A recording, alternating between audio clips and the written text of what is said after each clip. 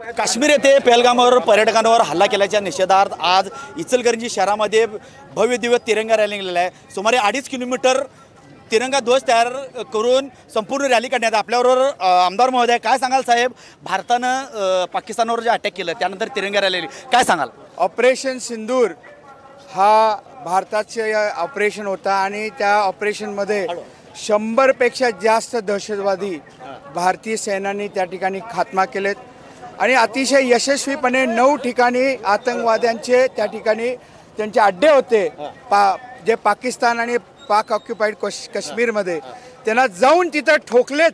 अशा पद्धतीच्या आमच्या सैनिकांनी वीर पराक्रम त्या ठिकाणी केलाय। त्या वीर पराक्रमाच्या ह्याच्यासाठी आम्ही या ठिकाणी ही मोठी तिरंगा रॅली इचलकरंजीतल्या तमाम जनतेने या ठिकाणी काढली आहे। फार मोठ्या प्रमाणात या ठिकाणी लोकांचा सहभाग या ठिकाणी दिसून येतो आणि हा विजय हा ऑपरेशन सिंदूरचा या ठिकाणी साजरा करतोय। आणि या जो आमच्या माया भगिनींचं जे त्यांचं कुंकू पुसलं, त्या कुंकू पुसायचं नाव विचारून जात विचारून त्यांनी पुसायचं काम केलं, त्याच्या विरोधात आम्ही या ठिकाणी हे करतोय।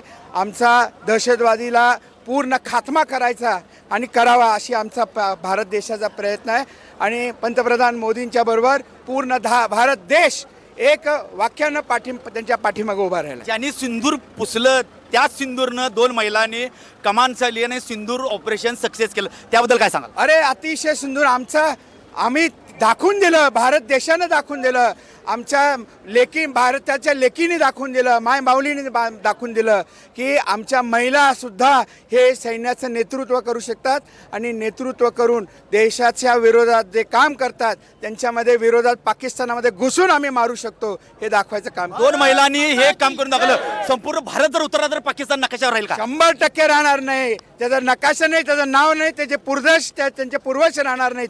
अशी ताकद भारताची या ठिकाणी, आपली भारताची ताकद मोठ्या प्रमाणात झालेली आहे आणि तिरंगा रॅली संपन्न झालेला आहे। कॅमेरामॅन निखिल विसेचे मी साईनाथ जाधव, TV9 मराठी, इचलकरंजी।